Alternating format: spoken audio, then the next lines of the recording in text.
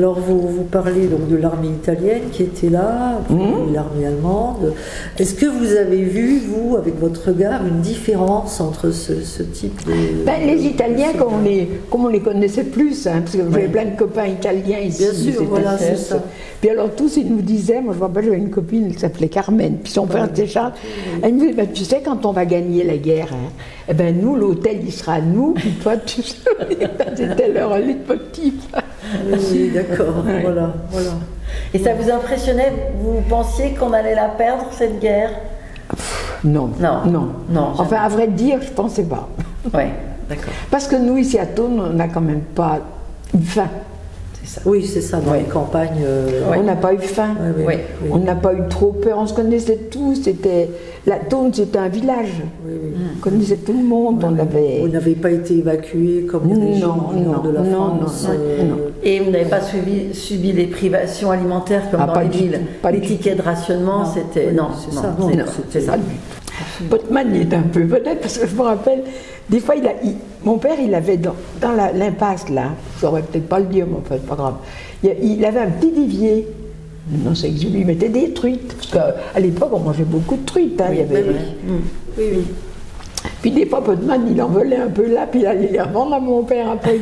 Oui, voilà, ce sont des anecdotes. C'était des jeunes, il avait 20 ans. Mais bien sûr, bien sûr. C'était un système D aussi. Hein. Bien sûr. Donc le 31 janvier 1944, il monte sur le plateau des Glières pour attendre ses largages d'armes, promis par Churchill à Londres. Oui. Il s'installe, donc sous les ordres de Tom Morel. Ce mois donc de février 1944 est terrible au niveau de la météo, donc pas de largage possible. Parce qu'il fallait qu'ils attendent des lumières d'Annecy, hein, je crois. Oui, et puis une nuit de pleine lune. Pleine lune, voilà. Mais des conditions très difficiles, un hiver particulièrement froid, neigeux. Et donc les largages n'arriveront finalement que plus tard. Début mars. Début mars. Voilà. Parce qu'après on a tous eu des chemisiers avec l'étoile de parachute. Hein. Ah oui. Ça, c'était notre fierté. On ne savait pas ce que c'était que le nylon. Mais oui, bien sûr. Alors tout le monde on avait tous, ou c'était blanc en principe, hein, je ne sais pas qu'il y avait de couleur. Mais ils nous donnaient tous, alors on faisait, moi je n'ai pas fait, mais on m'a fait un chemisier en toile de parachute, on avait tout ça. D'accord. Non mais c'était impressionnant, ça, les parachutes, moi c'est vrai que ça nous a marqué. Il faisait froid d'abord, puis il y avait beaucoup de neige à Thônes. Il faisait tout ça. On n'avait quand même pas de chaussures, vous savez, je me rappelle les chaussures, on n'avait pas de chaussures chaudes. On avait des sabots en bois. Hein. Les galoches. Les galoches, oui. Galoches. Ah ben oui. Qui était à Thônes, là, qui faisait des galoches, là, pour se mettre la rue des Clés. La rue des Clés. Oui. Et vous aviez des nouvelles de ce qui se passait sur le plateau ou pas? Non, pas du tout. Pas du tout. Non.